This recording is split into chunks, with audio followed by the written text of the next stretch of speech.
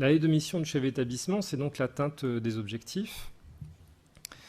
Et il est spécifié effectivement, que ce soit dans les décrets ou dans les différentes circulaires arrêtées, que la lettre de mission du chef d'établissement va devoir intégrer des délégations progressives.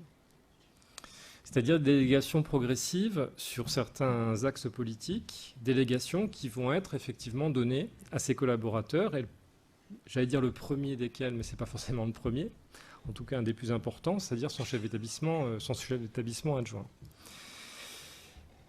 C'est là qu'il faut bien s'entendre sur les termes. Et ça fait partie d'ailleurs d'une des questions qui était celle d'un atelier de cet après-midi.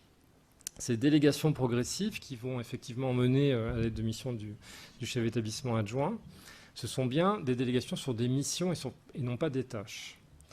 La problématique qui est la vôtre alors que vous êtes entré en fonction au mois de septembre, c'est que vous avez été d'abord pris dans une tourmente de tâches effectivement à accomplir pour assurer tout simplement le démarrage de l'année, le fonctionnement de l'établissement, et que vous commencez, comme on vous l'a sans doute déjà dit d'ailleurs, une année à l'envers, c'est-à-dire vous arrivez à la fin.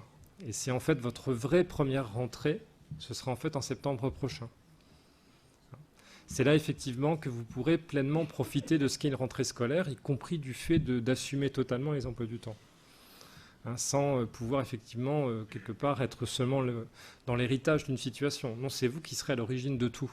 Donc c'est une prise de responsabilité qui est plus intéressante. Les tâches, lorsqu'on les associe et lorsqu'elles se complètent les unes aux autres, peuvent être constitutives de missions.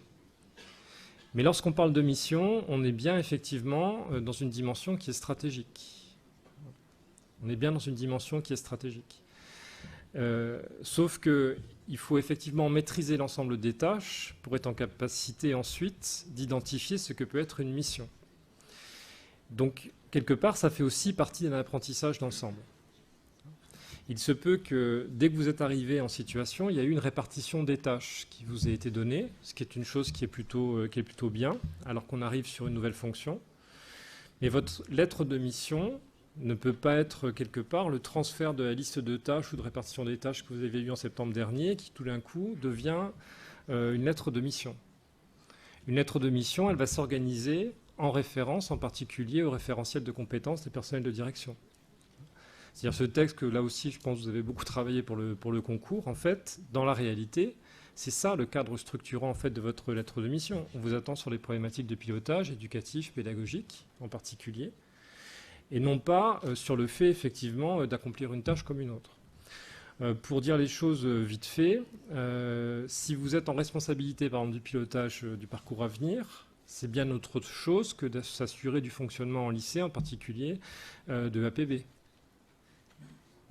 APB, ce n'est pas être en charge de l'orientation dans un établissement.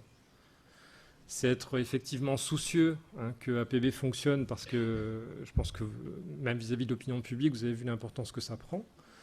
Mais être en charge par contre de l'impulsion, de la définition du parcours à venir, c'est bien autre chose qu'un geste technique par rapport à un portail national et différentes techniques qui doivent être associées.